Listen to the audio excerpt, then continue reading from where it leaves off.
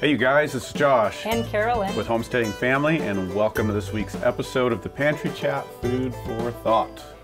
This week we're talking about planning your garden and garden planning. Time of the year. It is that time of the year, so yeah. But first, we've got some chit chat. A little chit chat and a lot of snow. And a lot of snow. And then rain to make it even more fun. Not nice. Like, Not cool. Feet of snow and then dump rain on top of it and see what happens. We haven't had to, but people are having to shovel roofs because of the weight. Yes. For some of the older houses, because you start adding rain to snow. Not good for the roofs, really not good for the roads. Our local school district does not shut down the school very often. They get a lot of snow. It's not a big deal. But I hear that this morning they shut the school down because the roads were so terrible. Yeah, they are just ice. You get that frozen ice underneath, and then you get wet slush on top, and it's almost worse, and I think it is worse at times than just ice. Yeah. It moves you around, and yeah, it gets real slippery. It's a pain. It's not nice. So along that lines, what have you been doing? Can you guess? Pushing snow, plowing snow, and we haven't had a lot more. I got finally the whole property cleaned up from the last 18-inch dump or so that we had. But now, like you said, we got a couple inches of snow, and then we got rain. And what's really bad is it'll get cold again. So if you don't clean that up, you end up with tracked out frozen ice that you can't plow, and it messes up the plowing the rest of the season. Plus it starts building, and then in the spring we just have thick ice that freezes and melts every night. So I really work hard, especially in our main areas of travel, to be continually getting that down so that it'll melt fast, and at least on our roads and where there's dirt, like up to the barn, it doesn't get as muddy. So yeah, I was pushing 4 inches of slush this morning. Around just trying to get things cleaned up, and that's pretty much taken up my spare time. Yeah, besides just winter planning, conversations around 2022 and gardens and what are we going to plant and what are we going to do this year and what projects and all that good stuff.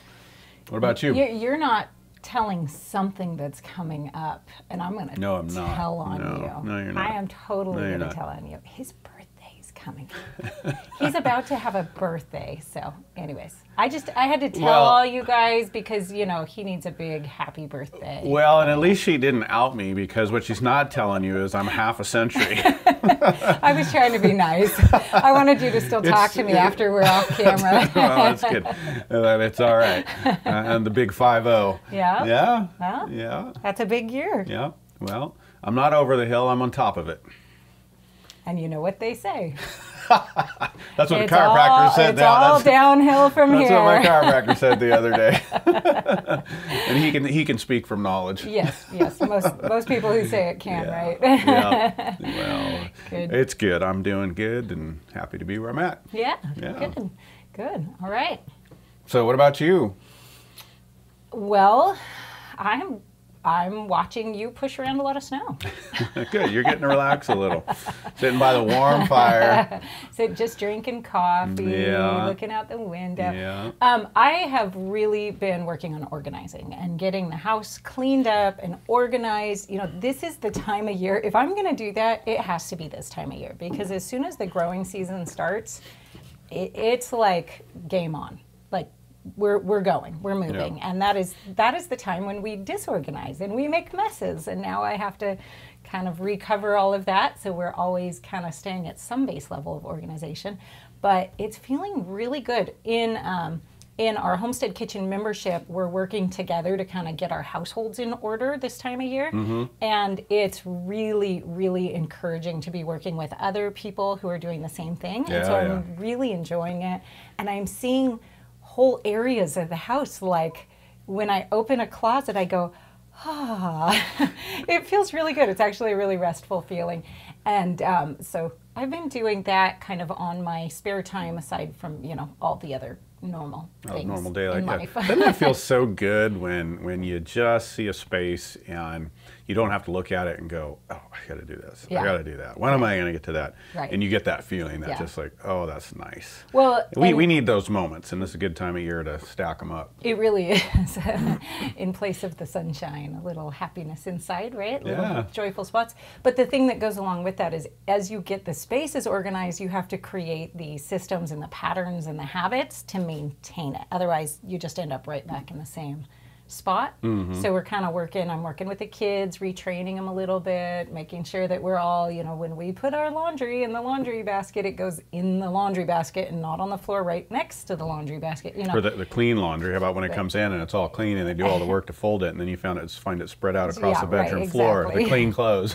So that takes a little extra inspection and, you know, encouragement and training from Mom there on that side. So we've been doing that, and I am loving it.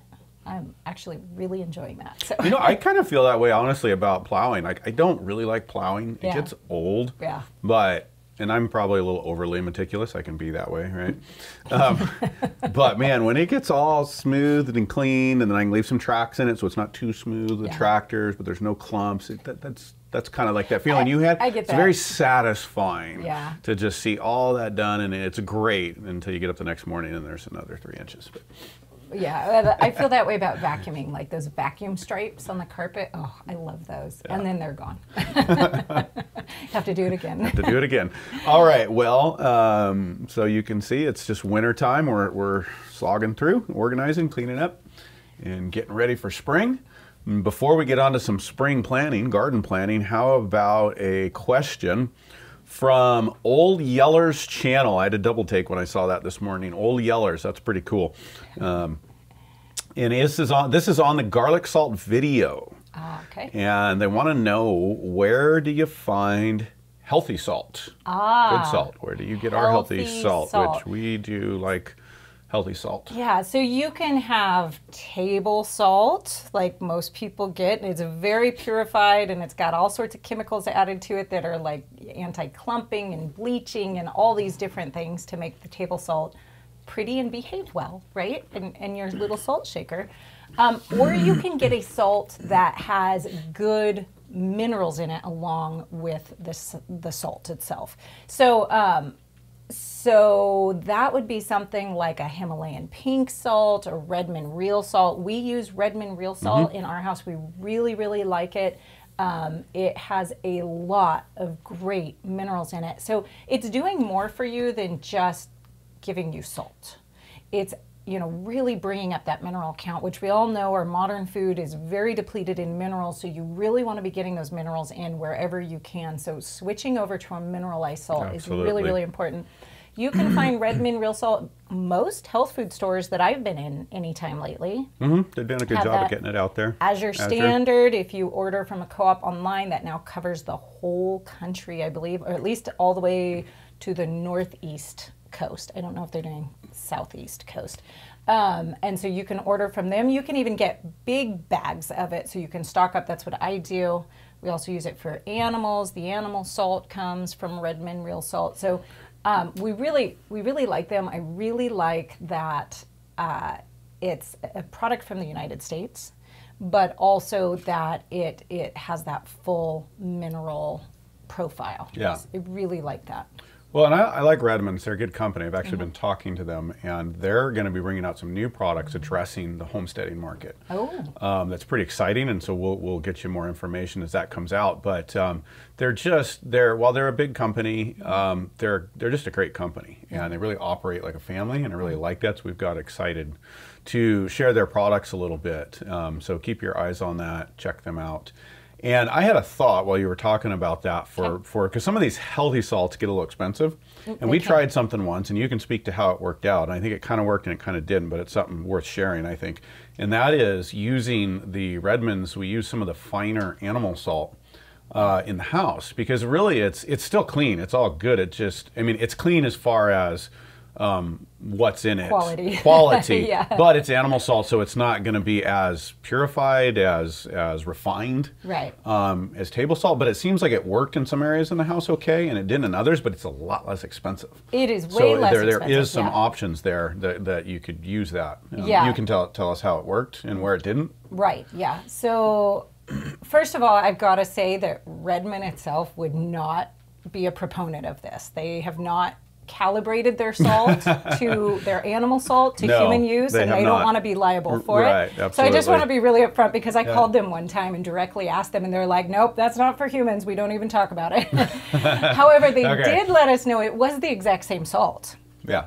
It just wasn't as refined. So what that means is there is some grit in the salt, meaning like crunchy grit. It's not table salt. It's not. You definitely don't want to put it on your dinner. You also don't want to bake with it or put it in your cheese. I have tried both of those Definitely things. not the cheese. Yeah, I remember that. Or the bread, because you will get the little grit bits. And so you're not going to like that. However, if you are dissolving the salt into water in any form, it like works a brine. out great. Brining. In a brine, in a like a soup where maybe a little bit can just stay at the bottom of the pot, you know, when you're done. Because what happens is all of that gritty stuff is actually more dense, and so it sinks down to the bottom, and so it just goes to the bottom layer. So in that case, it is amazing. We also use it in place of rock salt for ice cream. Oh, we yeah. use it to salt our pathways outside. We do, and we've been doing that for the ice. years, and we were a little worried would some of the edges, some of the areas get too salty, and we haven't had a problem. And again, a few things I've learned that actually there are, while a lot of agriculture were worried about oversalting for good reasons, particularly in industrial agriculture, but there are actually a lot of places that are deficient, and so that salt actually replenishes and mineralizes, as you were talking about, for our own body. So we've not had any problem using it, like you said, for de-icing, using it in the ice cream maker and then dumping that. Obviously, we're careful where, but it's worked really, really well, and it's inexpensive, and it's better than like the store-bought de-icers and the chemicals in that. Yeah. So anyways, yeah, Redmond's not behind that. That was a good point. Yeah. They're not backing that, but it is a good budget hack. And that can be really, really valuable at times. Well, we've had to use that in order to get this good quality salt. We've had to use it at different times. There's times when the budget, you just need those hacks. So. Yeah. I've also used it for curing bacon. Yeah. Yeah, and it turned out great because you end up kind of rinsing that salt off, and so the grit came right off. So there's a lot of good uses. So it's really worth, especially if you want to stock up on salt as a backup, this is a great way to do it, because otherwise good salt is really expensive. Like if you're looking for a 55-gallon drum, this is the way to go. All right. Yeah. Okay. Very cool. We'll move on. Yeller, you probably weren't looking for a treatise on healthy salt, but, but there you have it. There you go. You got us going. Okay, so we are talking about garden planning. It is that time to be thinking now about those green, lush gardens that are coming in 6 months, 4 months. For some of you, a lot sooner, you people in the South that are maybe even growing some things now, but it's time to get going. Before we dive totally into this subject, I just want to say I'm really excited to let you guys know that on February 2nd, we are going to be going live for a Pantry Chat, and we're going to be answering your gardening questions specifically. Sure. So put your gardening questions, even if they don't have to do with garden planning, put them in the comments here so we can make sure we answer those on that Pantry Chat. Yep. And hey, this is going to be time-stamped, and so some of these topics, some of you will be quite familiar with, but we need to cover them all for those of you that are learning or new, and some of you that want to move ahead, you can look down below and timestamp and move through it if you're looking for specific things. And so where to start? What info do you need to know first, and where do you start with garden planning? Right. Well, first, before you do anything, as you're starting your garden planning, you've got to think about when your last frost date is. If you don't know this date, you really need to figure it out. Your average last frost date. Obviously, we can't predict what's going to happen this year, but you can look at the historical information and find out averagely, did you make a new word? I think I did. On average, when your last frost is of the year. That's a really important date to know. You've got to realize this is a kind of misnomer that's out there floating around on the internet. Your last frost date does not have anything to do with your gardening zone. It can vary wildly within a zone. So you need to know when your last frost date is. So let's clarify. Zones are your lowest temperature. Your zones are created by what is your coldest, basically, so that can help you know what plants, what things can survive in your zone and how cold it can get. That doesn't even mean. And those would be perennial vegetable or perennial plants, right? Because you probably don't have your annual plants in that time of year. Well, you could. You could. On what zone you're in. And I mean, you can use zoning a little bit in your overall planning. That's wise. You do want to use zoning in your overall property planning, what plants you're going to use, perennials definitely, even annuals sometimes. But for the vegetable garden, you need to know when that when that last frost is, so that you can plan when you're going to plant what crops. Yeah. And you need to take that information. sorry, I'm going to back up. Before you get to that, another thing that people do, and I see recommended a lot, is to go online and find that online. Yes. And you can find some general answers to that, but you know, there are a lot of, our area has a lot of microclimates. Some of your areas maybe not as many, but you really need to talk to your neighbors. You really need to get involved with your community and other gardeners and find out the closest people to you that you can, what are they experiencing? Right. And then keep your own records, and over time you're going to come up with your own perception on that and what works for you, because things can vary a lot. I mean, we have a lot of people that can get started weeks earlier than us, sometimes 3 weeks or earlier right here, just because the difference in our location, and it gets colder. So if you're just brand new to gardening, you'll also want to know what grows well in your area. Now, a lot of you guys are already past that in your gardening journey, so you'll already kind of know it, but especially if you're a beginner, don't try to grow something that doesn't grow well in your area. It just, you'll get discouraged. It's discouraging. Absolutely, and we'll talk a little bit more about that. Right. But one of the next steps when planning that you're going to use this last frost in the spring, and even your first frost in the fall, is a good garden planner. We really like Clyde's garden planner, and they do a great job, and it's a tool that you use to put on the calendar where that last frost in, and then it helps you with a lot of your core varieties that you're going to be growing to know when to start them, when to transplant them. Right. Yeah. Yeah. So it's a couple $1 planner. You guys can get this all over the place. We'll put a link down below. And you know, I always kind of laughed at these. Honestly, I always kind of laughed at little doodaddy garden planner thingies, because I thought, oh, I have all that information. I use this thing all the time. Every year for the same, I pull every it year. out It's very constantly helpful. because it's just all in one really easy to use sheet. So for the couple $, I say grab yourself one of these, grab some extra and give it to your friends or something, because it's just so cheap, and it will actually save you a lot of time flipping through books, looking through, you know, Google, trying to find the information that you need. Is just all right there. So I really like that. And Clyde gives you guys, our subscribers, our viewers, a discount. I think 10%. I don't remember, but we'll leave you a link and the coupon code, the word that you need to use in there. And so get yourself a couple of these. They're good to just have lying around. They are paper thin, so they get lost. So we always have several on hand. And this is not just something we're talking about because it's a sponsored deal or something that. No, we've been. This is what we actually use. Like, we use this hands-on every single very year. helpful. And I've looked at a few of them, and I think Clyde's is the best out there. Yeah. Plus, they're another great American family that we love to see doing well. So next you're going to want to know what you want to grow this year. You know, what grows well in your area, and kind of index that and what you want to grow. Are you just trying to grow everything? Or you've got things that your family likes, what you're going to use?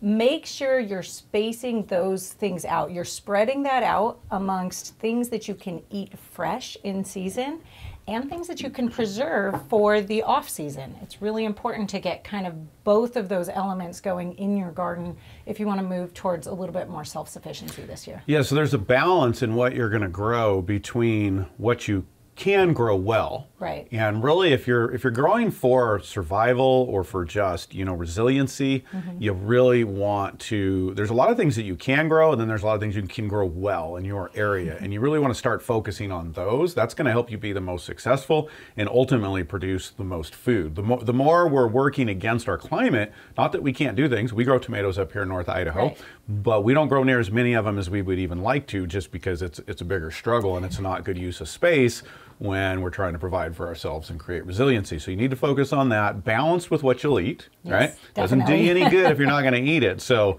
if you grow potatoes well, but you're not going to eat potatoes, well, then you better find something else that grows well that you'll eat. Right? Absolutely. Yeah, good. And so that's really, really key.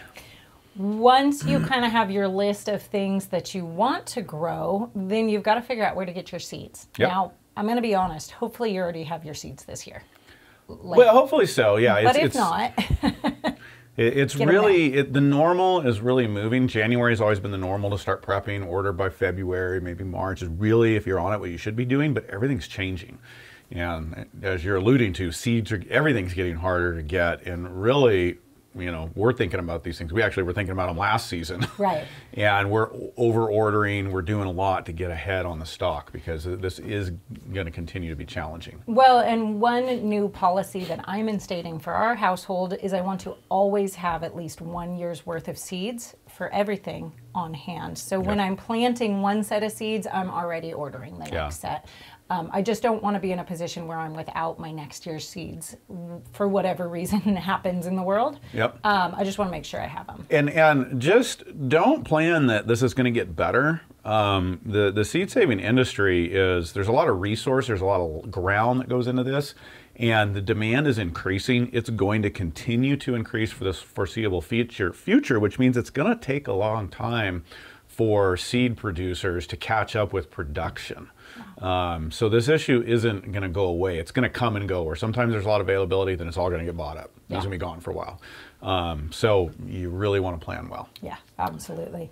Okay, so let's talk about where to get seeds, because there's actually some really, really important considerations. You do not want to go to your local big box store and get seeds off the rack. That's probably your last option. If that's your only option, then go for it. But that should be your last option. So we have a couple of different classifications of seeds, right? So let's cover those really quickly. We have hybrid seeds.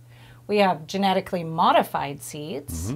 We've got heirloom seeds, and we have open pollinated seeds. And this can get a little confusing when you're starting to see these things. So let's talk through the different kinds. Sure. First of all, let's start with genetically modified.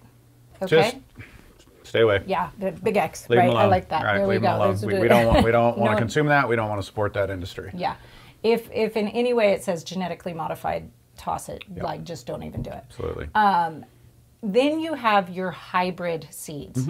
Which has been the standard, what most people have used for a lot of years, so that's been changing in the last decade. Hybrid seeds are not genetically modified. They're crosses done in breeding. So they are a natural product. They are not a mutant or anything that happens in the scientific lab. Selective breeding. They're just selectively breeding. The problem is that you cannot save the seeds from those and expect to get the same plant that you had in the garden. Right, so it leaves the seed producers the ability to control the seed supply ultimately. Hybrids in and of themselves, I don't think they're wrong. Right.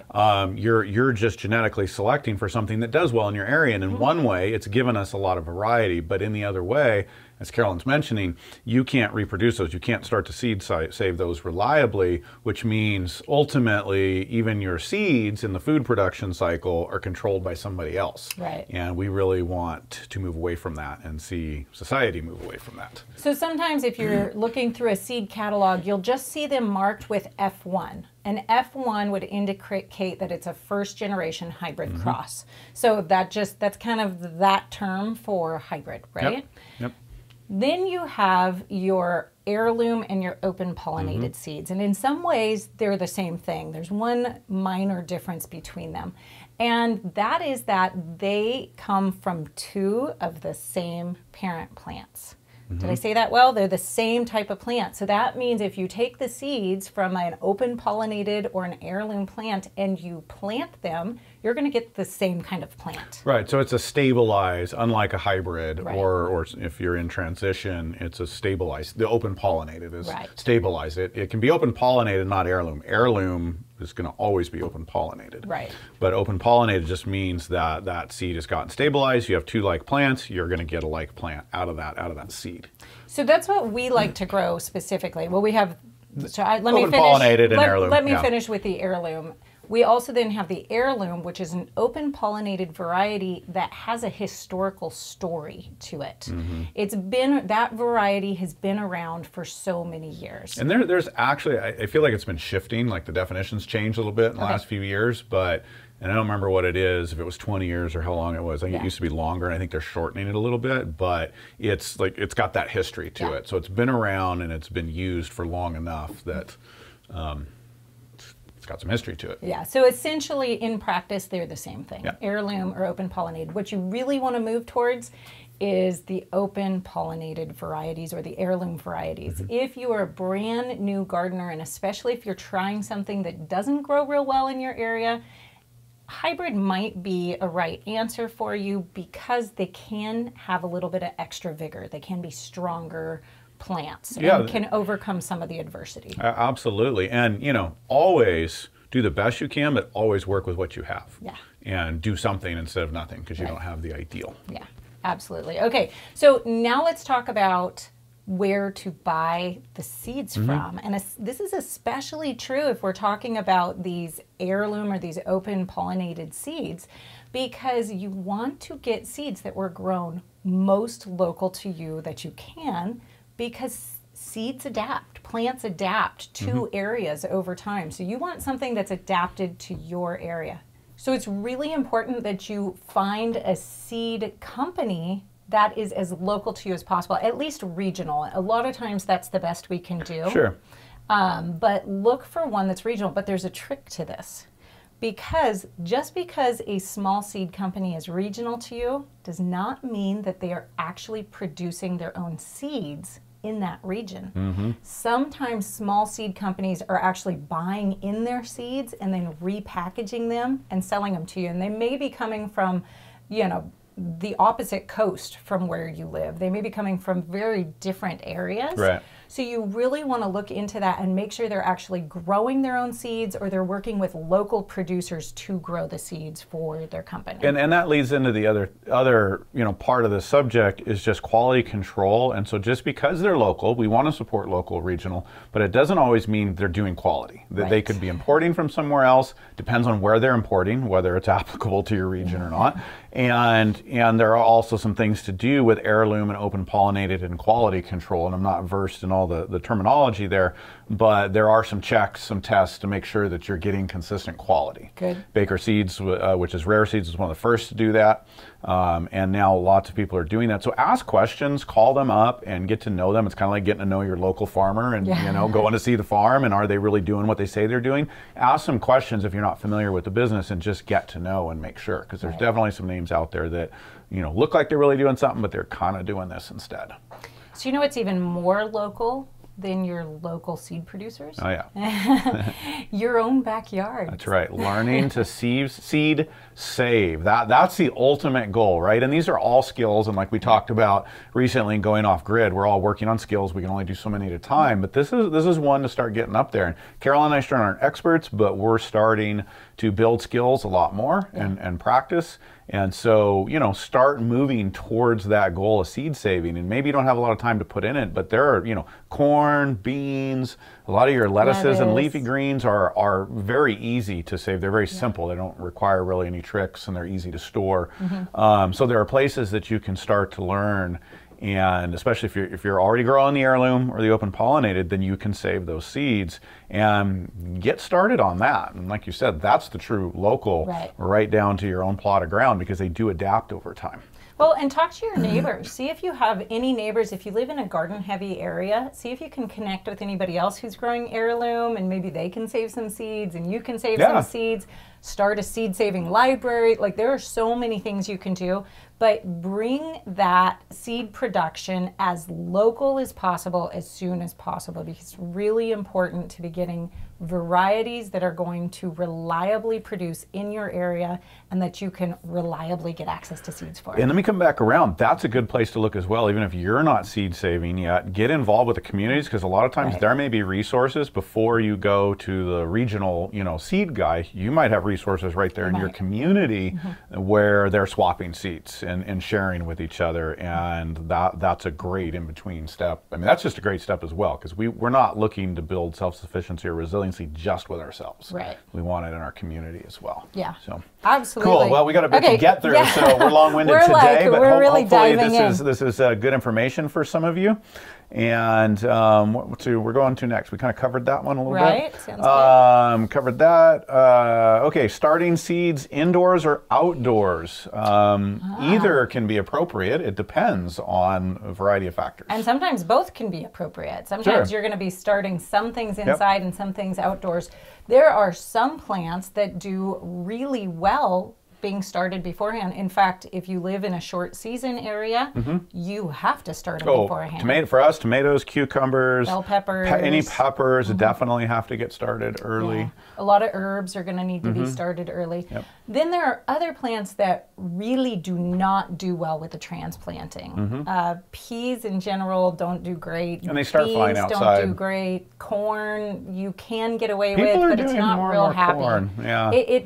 I've heard a lot of people talk about doing experiments with them side by side, and the one they put in the ground 3 weeks later outgrows because they just don't like the transplant. There are a lot of good open pollinated corn varieties now, though. That's really increased over the years, and so and same with other vegetables. There's a lot of good varieties now where you don't need to do that, really. Right, because they're shorter season. Yeah, even if you're short grow season. well in your area. Oh yeah, we've got hopefully. 80, 90-day corn now that does real well. So if you're brand new to gardening and you don't know, another thing, something that happened to us locally right here is our big garden center, our local one that does a lot of people's starts. We do our own starts. They just shut down. Yeah. Surprisingly it's a enough. big deal for our garden clubs and stuff around here. There are a lot of people who are now going, we don't know where we're going to get these good varieties. So you may want to start starting your own. If you don't know what you need to start and what you don't need to start, something like that Clyde's Garden Planner Again, the garden planner, and it'll tell you, when you should start it indoors, if it's an indoor start, and when to transplant or when to start outdoors. So again, great guidelines right here on the garden planner. So make sure you take some time as you're going through all of this and you start looking up each type of vegetable that you're going to grow. Make a quick note. Do I need to start this inside? Do I start it outside? What date do I need to start it inside? Like, you need to get a look because some things are actually really early. You've got some of them are 6 weeks before, sometimes even 8 weeks before. If you're talking onions, it might even be longer than that you need to start before your last frost date. So you want to start looking at that soon and just starting to note them on a calendar. And also make sure as you're going along that you make notes, keep a notebook as you're going through your garden season and how things are working for you, because there's general ideas, but everybody's location, microclimate, everything, soil, everything's different.